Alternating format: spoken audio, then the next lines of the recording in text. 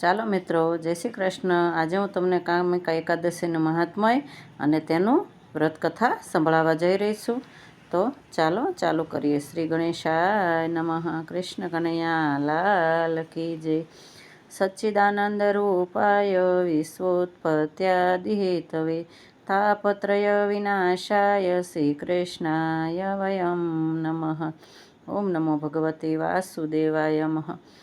આપણા સનાતન ધર્મમાં મનુષ્યને સારા માર્ગે ચાલવા, સારા કર્મો કરવા, જપ તપ વ્રત ઉપવાસ વગેરેની સૂચના આપણા ઋષિમુનિઓ કરી ગયા છે. આ બધામાં એકાદશીના વ્રતનું મહાત્મ્ય સૌથી મોટું ગણવામાં આવે છે. આમ તો 12 માસમાં અંજવાળિયા અને અંધારિયામાં કુલ મળીને 2 11 આવે છે ને એમ કરીને 24 એકાદશી થાય છે, અને અધિક માસની 2 એમ કરીને 26 11 થાય છે.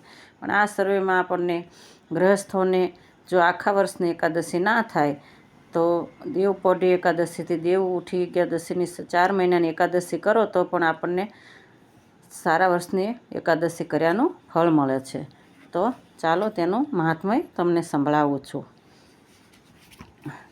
તો ધર્મરાજે કૃષ્ણને પૂછતા એમણે જવાબ આપ્યો, હે રાજન, સાંભળો, હું તમને એક પાપનાશક ઉપાખ્યાન કહું છું, જે પૂર્વકાળમાં નારદજીના પૂછવાથી બ્રહ્માજીએ કહ્યું હતું. એકવાર નારદજી ફરતા ફરતા બ્રહ્માજી પાસે ગયા અને પ્રશ્ન કર્યો, હે કમલાસન, હું આપની પાસેથી એ જાણવા માગું છું કે અષાઢ માસના કૃષ્ણ પક્ષમાં જે એકાદશી આવે છે એનું નામ શું છે અને એના કયા દેવતા છે? એનું વ્રત કરવાથી શું ફળ પ્રાપ્ત થાય છે? પ્રભુ, આ સઘળું મને વિસ્તારથી સમજાવો, જેથી કરીને હું પૃથ્વીલોકમાં જઈને કાવા દાવા, વેર ઝેર અને અંધાધૂંધીમાં ફસાયેલા માનવીઓને સમજાવી શકું અને તેમનો ઉદ્ધાર કરી શકું. હે વત્સ, બ્રહ્માજી બોલ્યા, આ તો તે ઘણો સરસ પ્રશ્ન કર્યો છે. લોકોના દુખડા માટે તું હંમેશા તત્પર રહે છે, એ માટે મારા આનંદની વાત છે. સાંભળ, હું સંપૂર્ણ લોકોના હિતની ઈચ્છાથી તારા પ્રશ્નનો જવાબ આપી રહ્યો છું. અષાઢ માસના કૃષ્ણ પક્ષમાં આવતી એકાદશીનું નામ કામિકા છે, અને શ્રવણ માત્રથી વાજપેયી યજ્ઞનું ફળ પ્રાપ્ત થાય છે.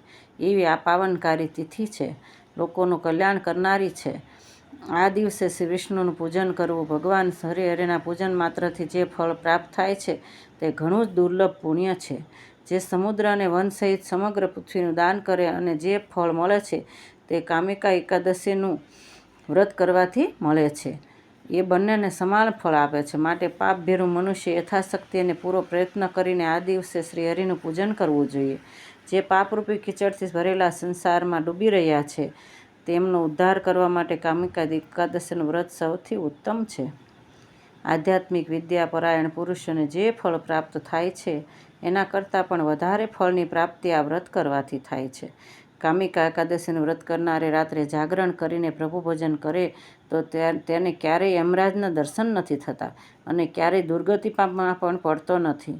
બાલમણી, મોતી, સુવર્ણ વગેરે દ્વારા પૂજિત થઈને વિષ્ણુ એટલા સંતુષ્ટ નથી થતા કે જેટલા તુલસીદળ દ્વારા પૂજા કરવાથી સંતુષ્ટ થાય છે. આ દિવસે તુલસીની મંજરીઓનું પૂજાનું ખૂબ જ મહત્ત્વ છે. તો બને તો નવપલ્લવિત તુલસીની મંજરીઓથી પૂજન કરવું. આમ પણ ચોમાસું હોય છે એટલે સરસ તુલસી માતાને મંજરીઓ નવી નવી આવી હોય છે, તો એ જન્મભરના પાપોનો નાશ કરનારી છે. માટે યથાશક્તિ તુલસી દળથી પૂજન કરવું અને ઓમ નમો ભગવતે વાસુદેવાય મંત્રનો જપ બને તેટલો આ દિવસે કરવો. હે કુંતીપુત્ર, આ તમારી સામે મેં કામિકા એકાદશીની મહિમાનું વર્ણન કર્યું. આ એકાદશી બધા જ પાતકોનું હરણ કરનારી પાવનકારી તિથિ છે.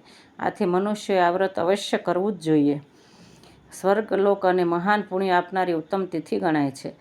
ભગવાન વિષ્ણુની અતિ પ્યારી આ તિથિ છે. જે મનુષ્ય પૂરી શ્રદ્ધા અને ભક્તિભાવપૂર્વક આનું મહાત્મય સાંભળે છે એ બધા જ પાપોથી મુક્ત થઈને વિષ્ણુલોકમાં જાય છે. આવું શ્રી બ્રહ્માજીએ પોતાના મુખથી કહ્યું છે. માટે હવે તમને હું આ એકાદશીની કથા સંભળાવું છું. તો સાંભળો. ચાલો ચાલુ કરીએ. એકવાર ધર્મધ્વજ રાજાની પુત્રી તુલસી પૃથ્વી પર પરિભ્રમણ કરતા હતા અને પોતાને માટે યોગ્ય પતિની શોધ કરી રહ્યા હતા. તે પરિભ્રમણ કરતાં કરતાં ગંગા તટે આવ્યા તો ત્યાં તેમણે ગણેશજીને એકદમ શાંત મુદ્રામાં તપ કરતા જોઈને તેના પર ખૂબ જ મોહિત થઈ ગયા અને ગણેશજી પાસે લગ્નનો પ્રસ્તાવ મૂક્યો. તેથી ગણેશજીનું તપ ભંગ થયું. ત્યારે ગણેશજીએ તેમને કહ્યું, હે દેવી, સંસાર સાગરમાં પડવા કરતાં હું તપસ્યા કરીને હંમેશા એકલો જ રહેવા માગું છું. માટે તમે બીજા કોઈને પતિરૂપે પસંદ કરી લો અને વિવાહ કરી લો. મારે વિવાહ નથી કરવા. આવું સાંભળી તુલસીને એવું લાગ્યું કે ગણેશજીએ મારું અપમાન કર્યું છે. તેથી તુલસીજી ક્રોધમાં આવ્યા અને ગણપતિ દાદાને ક્રોધમાં કહ્યું કે તમારા વિવાહ 2 કન્યાઓ સાથે થશે. અને પછી વળી ગણેશજીની ટીકા કરવા લાગ્યા. તેમના મોં પર જ તેમને હાંસી મસ્કરી કરીને કહેવા લાગ્યા કે તમારું મોટું પેટ, આઠી જેવી સૂંઢ કહીને તેમણે ખૂબ જ ગણેશજીનું અપમાન કર્યું. પછી આ સાંભળીને ગણેશજીને પણ ક્રોધ આવ્યો. ત્યારે તેમણે તુલસીજીને શ્રાપ આપ્યો કે તમારા લગ્ન અસુર સાથે થશે અને તમે વૃક્ષ બની જશો. આ સાંભળી તુલસીજીને પસ્તાવો થયો અને ગણેશજીની માફી માગી અને કહ્યું કે મારો શ્રાપ તમે મને આપેલો પાછી લઈ લો. ત્યારે ગણેશજીએ માફી આપતા કહ્યું, મારો શાપ મિથ્યા નહીં થાય, પરંતુ સમયાંતરે તમે નારાયણના પ્રિય બનશો અને તમારા પત્ર વિના ભગવાન શ્રીહરિ ભોજન ગ્રહણ નહીં કરે અને તમારી ઘેર ઘેર પૂજા થશે. વળી તમે વિષ્ણુપ્રિયા હોવાથી તમારા પત્ર અને મંજરી વિષ્ણુ પૂજામાં પ્રથમ માન્ય રહેશે, પરંતુ મારી પૂજામાં તમને હું કદી સ્થાન નહીં આપું. આથી ગણપતિને તુલસીપત્ર ચડતા નથી કે તેમના પ્રસાદમાં પણ તુલસીપત્ર મૂકવામાં આવતા નથી. પછી આપણે જાણીએ છીએ એમ તુલસી માતાના વિવાહ શંખચૂડ અસુર સાથે થયા અને જ્યારે દેવો અને દાનવોનું યુદ્ધ થયું ત્યારે ભગવાને યુદ્ધમાં તે તુલસી માતાની પતિવ્રતા ધર્મથી શંખચૂડ પરાજિત થતો નહોતો. ત્યારે તેમનો પરાજય કરવા માટે ભગવાને તુલસી માતા સાથે શંખચૂડ સ્વરૂપે તેમનો સ્વીકાર કર્યો અને પછી તેમણે તુલસી માતાને પોતાના પત્ની રૂપમાં સ્વીકાર કર્યો. અને આજે પણ તુલસી વિવાહના દિવસે તુલસી માતાના દર વર્ષે તેમની સાથે લગ્ન થાય છે. અને પછી કહ્યું કે મારી પૂજામાં તમે અગ્રસ્થાન રહેશે, તમારા તુલસીપત્ર વગર મારી પૂજા સફળ નહીં થાય. તો આ રીતે કામિકા એકાદશીનું વ્રત કરવાથી ગાયનું વાછરડા સહિત દાન આપવા જેટલું ફળ મળે છે. તો કામિકા એકાદશીનું ખૂબ જ મહત્ત્વ છે.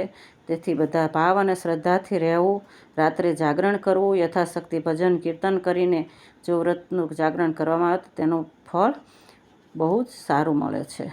તો બધાએ શ્રદ્ધાથી કરવું. આ દિવસે બને તેટલા હરે રામ, રામ રામ, હરે હરે, હરે કૃષ્ણ કૃષ્ણ કૃષ્ણ હરે હરે, અથવા તો શ્રી કૃષ્ણમ શરણમ મમ વિષ્ણુ સહસ્ત્ર નામના પાઠ, ઓમ નમો ભગવતે વાસુદેવાય એવા રીતે જપ કરવો. સ્વામિનારાયણ ભગવાને પણ એકાદશીનું ખૂબ જ મહત્ત્વ કહ્યું છે. તો સ્વામિનારાયણ ધર્મવાળા તો દરેક એકાદશી ખૂબ જ ભાવથી કરે છે. તો આપણે પણ દરેક એકાદશીનું વ્રત કરવું જોઈએ. તો ચાલો, જય શ્રી કૃષ્ણ. શ્રી કૃષ્ણમ શરણમ મમ. ઓમ નમો ભગવતે વાસુદેવાય. પસંદ આવે તો લાઈક, શેર અને સબસ્ક્રાઈબ જરૂરથી કરજો.